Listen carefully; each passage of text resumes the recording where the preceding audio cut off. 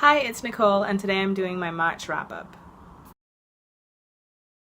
Both of the books that I read in March were 2 out of the 3 books that I got from the New Year's giveaway put on by the lovely Mionicorn, and I'll put her channel down below because she is really wonderful and definitely worth subscribing to.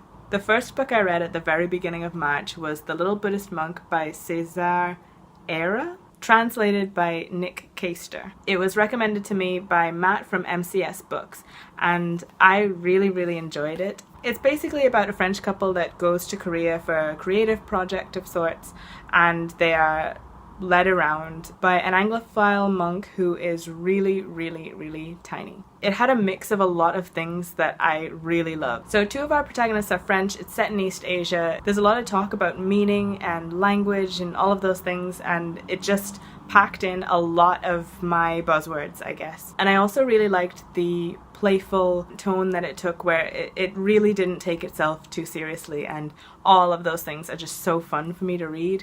And on top of all of that, it was really small, and I love novellas. All of that said, I was a little bit disappointed in the ending because it just didn't feel like it fitted to me. It was sort of out of nowhere, almost it actually directly says that it is giving you a God in the Machine kind of ending, and then there's the whole last chapter doesn't feel, to me, connected to any of the rest of the book, really. And it probably is, and I'm just probably too stupid to realize, and maybe I will realize later, and then I'll come back and say, actually, that time when I said it wasn't related, I was just being a moron. But right now, I really don't see how it was connected in any way that really benefited my reading of it, so it was kind of like a letdown, and I sort of felt like the last 2 chapters weren't a satisfying way to wrap up what was a really fun story for me. But I still did really like the journey, and I don't like to mark down books just because the ending doesn't quite suit me, because if all of the rest of the book was really enjoyable to me, then I feel like that's still a really great read, and I will personally be looking out for more books by this author. The second book that I read in March was Giovanni's Room by James Baldwin, and technically I finished the last 20 pages of this on the 1st of April, but I'm just going to call it a March read. And this has been on my to-read list for probably years now, so I'm glad I finally got around to it, especially having read a few non-fiction pieces by James Baldwin. I was really intrigued about him, but then I think because he's such a huge personality in the literary world, that sort of started to affect the way that I was reading the book. And what I mean by that is the protagonist is a blonde white male, and I had a really hard time throughout almost the whole of the book, certainly like the first half of it. I had a hard time seeing that character as what he was supposed to be, and not seeing him as James Baldwin.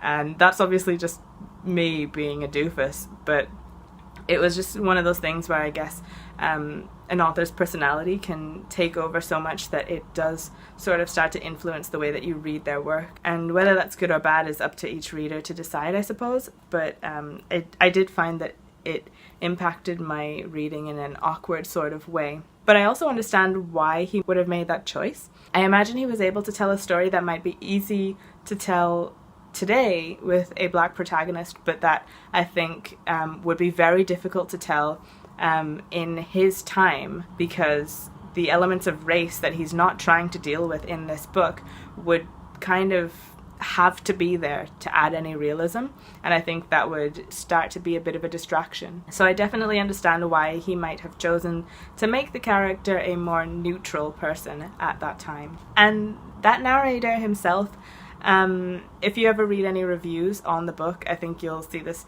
comment pop up a lot, but he was definitely an unsympathetic narrator. He was selfish and cruel, and I don't know if you would call him more indecisive or confused or cowardly, He was certainly all of those things, but I kind of felt like his indecision, I suppose, made me feel more distanced in a way from the story, and made it maybe feel a little bit less moving than it maybe otherwise could have been if he were a bit more emotionally vulnerable, because I don't feel like I got that. Even though we were inside of his head, I don't feel like he was particularly emotionally open, even to himself. And while I understand that for the character, it does make me as a reader have a harder time feeling more for him in a way. But I felt a lot for some of the other characters and really sympathized with them, and I think maybe him being as cold as he was allowed me to feel that for all of those other characters. And then I felt a weird thing about not feeling as sympathetic for him as I wanted to, because then it was like, well, he's also a victim, but then he's also just a really not nice guy. And I think when a book can do that, though, that's really interesting in itself. I can feel sympathy mixed in with frustration and annoyance for a character, and I mean, that's much more realistic anyway to how people are and how you would feel about these situations that people get themselves in. While the unsympathetic narrator wasn't a problem for me, one tiny issue that I had that was just, it kept popping up and was a little bit irritating, but I know that most people won't think anything of it, was that a lot of the French is off in this book. Like, it's, I guess it's a little disappointing because you think it goes through all these publishers and editors and stuff, and you'd think that somebody would like bring in a French person to check it. And I mean, on the one hand, I feel kind of proud that I was able to like spot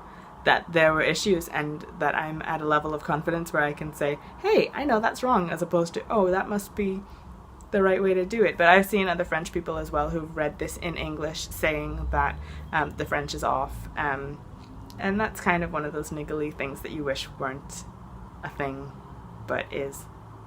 So yeah, I definitely want to read more from James Baldwin, particularly more of his fiction. Style-wise, I found it very fluid, and I enjoyed the process of reading the book, but I also have a feeling that this will not be my favorite James Baldwin book.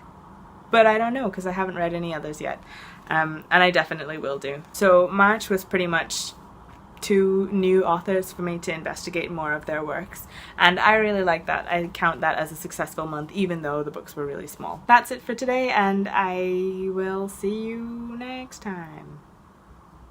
Bye.